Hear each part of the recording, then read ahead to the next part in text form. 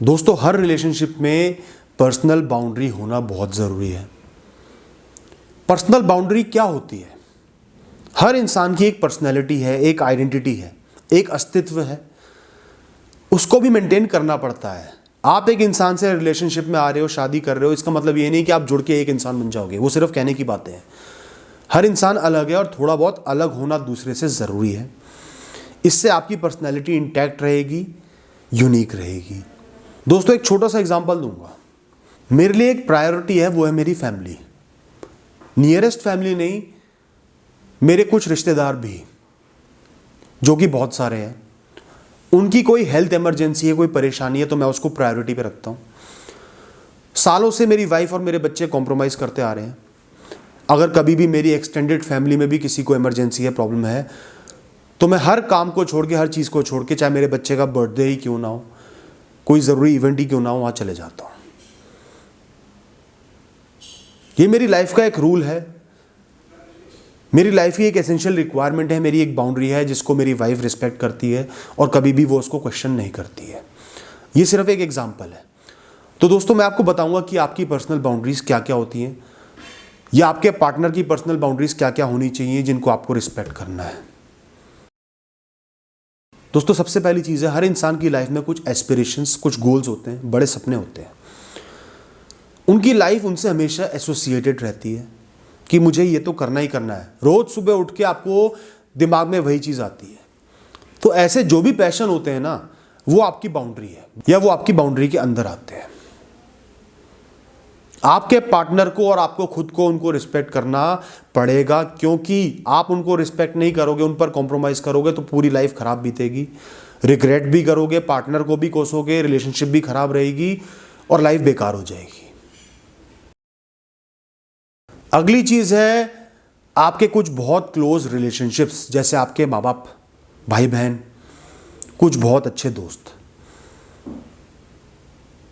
आपकी एक इंसान से शादी हो गई है, रिलेशनशिप हो गया है, वो बहुत क्लोज है, बहुत स्पेशल है, लेकिन ये जो बाकी के लोग हैं जो बचपन से आपका साथ निभा रहे हैं, आपको प्यार करते हैं, इनकी भी एक अलग वैल्यू है, अलग जगह है। इनको टाइम देना, इनको रिस्पेक्ट करना, इनको अपने साथ रखना भी ज़रूरी है। तो आपका पार्टनर आपसे ये नहीं कह सकता कि इनको साइड हटा के फेंक दो। वो ये कह सकता है कि मुझे प्रायोरिटी पे रखो, लेकिन इन लोगों को आपकी लाइफ से हटाने के लिए बिल्कुल भी नहीं कह सकता, और आपको हटाना भी नहीं है। एक इंसान से किसी की भी लाइफ नहीं चलती। एक सपोर्ट सिस्टम, एक रिस्पॉन्सिबिलिटी है उन लोगों की तरफ आपकी, उसको हमेशा निभाना है। और ये लोग भी आपकी पर्सनल बाउंड्री में खड़े हैं और इनको इज्जत के साथ खड़े रखना है। दोस्तों, अगली चीज़ है, थोड़ी सी कंट्रोवर्शियल है, आपका पास्ट, आपका भूत, आपके पास्ट में की हुई कुछ गलतियां, इन्फैचुएशंस, पास्ट में किसी को पसंद करते थे, कोई भी पास्ट की ऐसी चीज़ जो आपके पार्टनर के आने से पहले हुई है। दो बातें बोल रहा हूं, ध्यान से सुनना। कोई भी पास्ट की ऐसी चीज़ जो आपके पार्टनर के आने से पहले हुई है और जो आपके पार्टनर के साथ आपके आज को अफेक्ट नहीं कर रही है, ऐसी अगर दो रिक्वायरमेंट्स मीट हो रही हैं तो उन बातों को अपने दिल में भी संजो के रख सकते हो, क्योंकि वो आपके पार्टनर को आज की डेट में अफेक्ट नहीं कर रहा है, उनको उससे कोई फर्क नहीं पड़ रहा है, तो आप उन बातों को अपने दिल में रख सकते हो।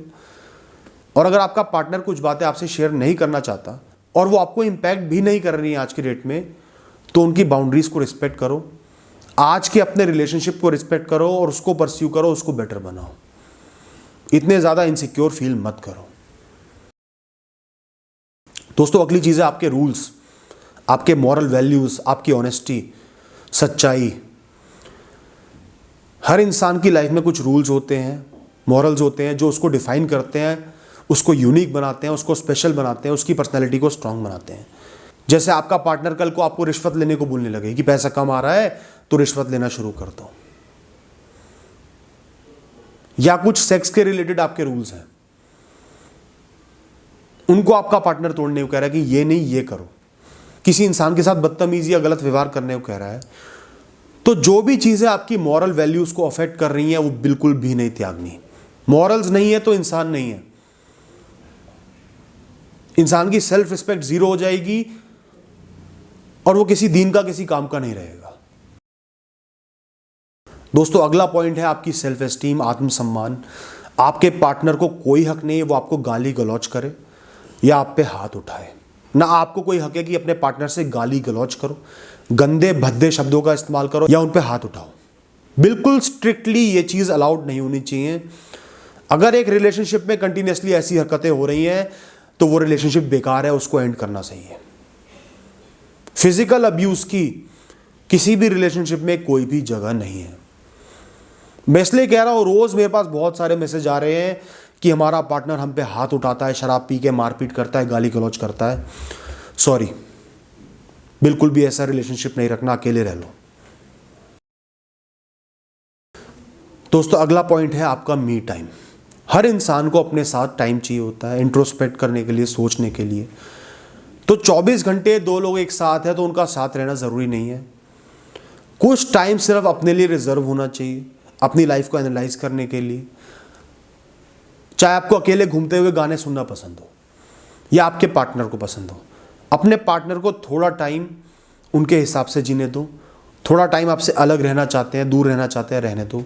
इससे प्यार बढ़ेगा ही, कम नहीं होगा अगर जेन्युइन है तो दोस्तों ये कुछ बहुत ज़रूरी चीज़ें हैं, बाउंड्रीज़ हैं जो हर इंसान की लाइफ में होनी चाहिए और उनके पार्टनर को उनको रिस्पेक्ट करना चाहिए।